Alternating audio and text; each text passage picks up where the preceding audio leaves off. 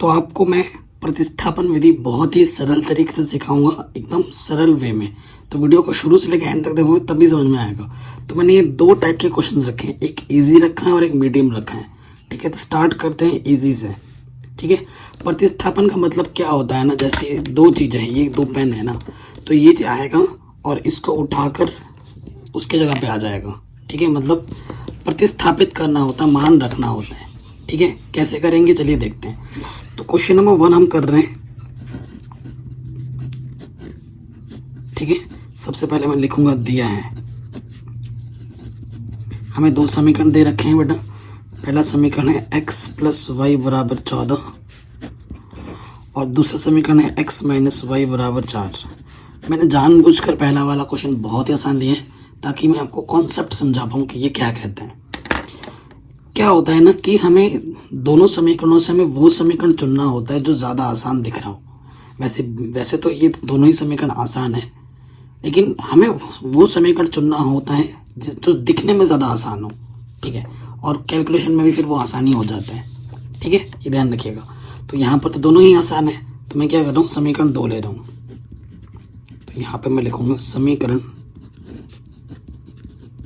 2 से। तो 2 से मैंने बोला तो समीकरण 2 को एक बार मैंने फिर से लिख दिया। और यहाँ से या तो x का मान निकालना हो या फिर y का मान, तो ज़्यादा आसानी है, x का मान निकल जाएगा और y का भी निकल जाएगा, कोई दिक्कत नहीं है। तो ये माइनस का y उधर आके क्या हो जाएगा बेटा, प्लस का y, क्योंकि बराबर के उस तरफ जाने पर चिन्ह बदलता है। तो ये माइनस का y इधर आके क्या हो जाएगा बेटा, प्लस की y। कोई दिक्कत, कोई परेशानी यहाँ तक बिल्कुल नहीं हुई होगी। अब आपने समीकरण प्रतिस्थापित किया है बेटा 2 से, समीकरण 2 से आपने मान निकालना है। अगर आपने 2 से मान निकाला है तो आपको रखना है समीकरण 1 में। ठीक है, आपको कहाँ मान रखना है बेटा, समीकरण 1 में। तो समीकरण 2 से हमने मान निकाला तो हमें 1 में रखना पड़ेगा।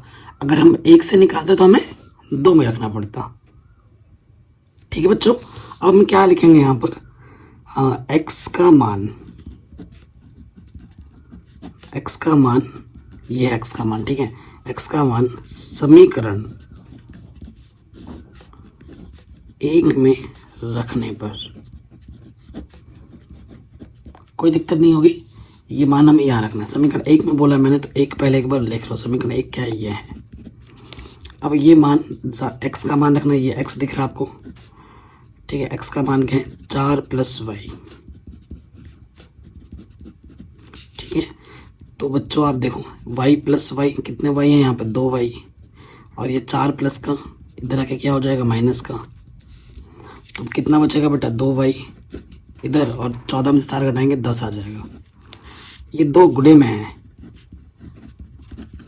इधर आके क्या हो जाएगा बेटा, बट्टे में है ना, चिन्ह बदल जाता है। 2 पंजे 10, तो y का मान कितना आ गया बेटा, 5। तो ये तो हमें y का मान मिला, हमें x का मान भी चाहिए। तो y का मान उठाकर समीकरण नंबर 3 में रख दो। y का मान समीकरण 3 में रखने पर, समीकरण 3 एक बार लिख लो, x बराबर 4 प्लस वाई। तो y का मान कितना है बेटा, 5, ये रख दिया मैंने। तो x का मान कितना आ गया, 9। तो आंसर कितना आ जाएगा, 5 और 9। ठीक है, बहुत आसान क्वेश्चन था, आराम से बन गया। पहला क्वेश्चन कॉन्सेप्ट समझ में आ गया होगा। अब थोड़ा सा इस क्वेश्चन में आते हैं, उससे थोड़ा सा एडवांस। ठीक है, दूसरे नंबर वाले क्वेश्चन में। अब दूसरे नंबर वाले क्वेश्चन में आएंगे तो देखो क्या क्या होगा। प्रतिस्थापन विधि से ही हम हल कर रहे हैं। सो क्वेश्चन नंबर 2 है ये हमारा, दिया है, ये डायरेक्ट करते हैं। कौन सा समीकरण आसान लग रहा है दिखने में, दूसरा आसान लग रहा है।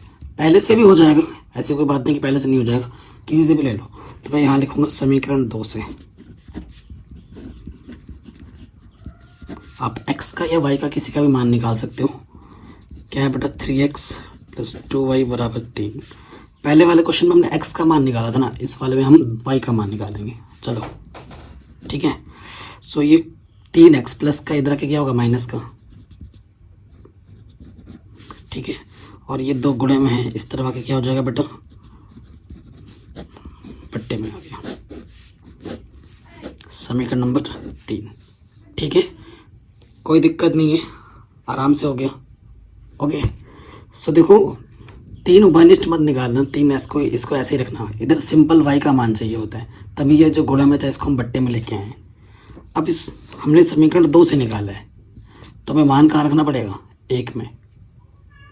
ठीक है, तो हम क्या करेंगे, y का मान समीकरण 1 में रखने पर, ठीक है, y का मान समीकरण 1 में रखने पर, समीकरण 1 क्या है बेटा, लिख दो 7x माइनस के 15y बराबर 2। ठीक है, सो यहाँ मान रखेंगे y का 15, y का मान क्या है बेटा 3 माइनस के 3x बट्टे में 2, और इधर 2 है, बट्टे में आ गए। इसके बट्टे में कुछ नहीं तो 1 है, लॉसोपा कितना आ जाएगा, 2 1 कम 2, इसकी गुणा इसके साथ होगी और इसकी गुणा इसके साथ। ठीक है, 2 सत्ते 14 और 15 से अंदर गुणा हो जाएगा, क्योंकि 1 से गुणा करोगे वही रहता है। 15 तियाँ 45 minus plus minus minus minus गुणा माइनस प्लस, 15 तियाँ 45 x। ठीक है, 45x और ये 14x कितना हो जाएगा, 5 और 4 9, 4 और 1 5, 59x बट्टे में 2, इसके बट्टे में कुछ नहीं तो बेटा 1 ले लो। अब क्या करना पड़ेगा, फिर से तिरछे गुणा। ठीक है, किसी भी संख्या को 1 से गुणा करते हैं वही रहता है, 2 दूनी 4। ठीक है, 59x माइनस का इस तरफ लेके आओगे बेटा, क्योंकि संख्याओं को हमें एक तरफ लाना होता है, तो ये माइनस का इस तरफ के क्या हो जाएगा बेटा प्लस के, तो ये आ जाएगा 49। ठीक है, और यहाँ है 59x। ओके, सो ये जो गुणे में है इस तरह के क्या हो जाएगा बेटा बट्टे में, तो x का मान कितना आ गया 49 बट्टे 59। ठीक है, अब इस x के मान को उठाकर आप यहाँ रख दो, आपको y का मान मिल जाएगा। ठीक है, x का मान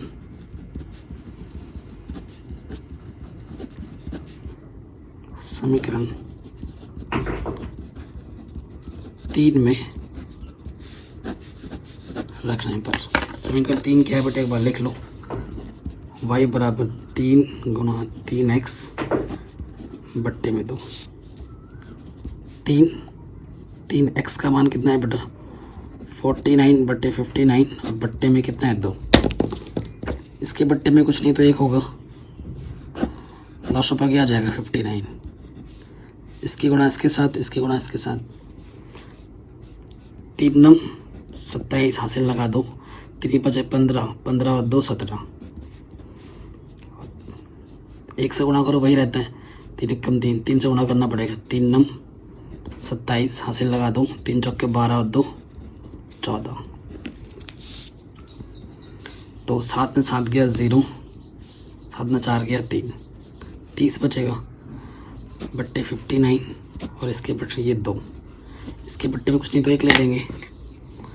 ठीक है, इसकी गुणा इसके साथ भागा इसकी गुणा इसके साथ, 30 गुणा 1 59 गुणा 2, 2 से कटेगा, 2 1 कम 2, 2 5 10 है ना, सो ऊपर आ जाएगा 15 1 कम 15 बट्टे 59, तो जो y का मान आएगा वो आएगा 15 बट्टे 59।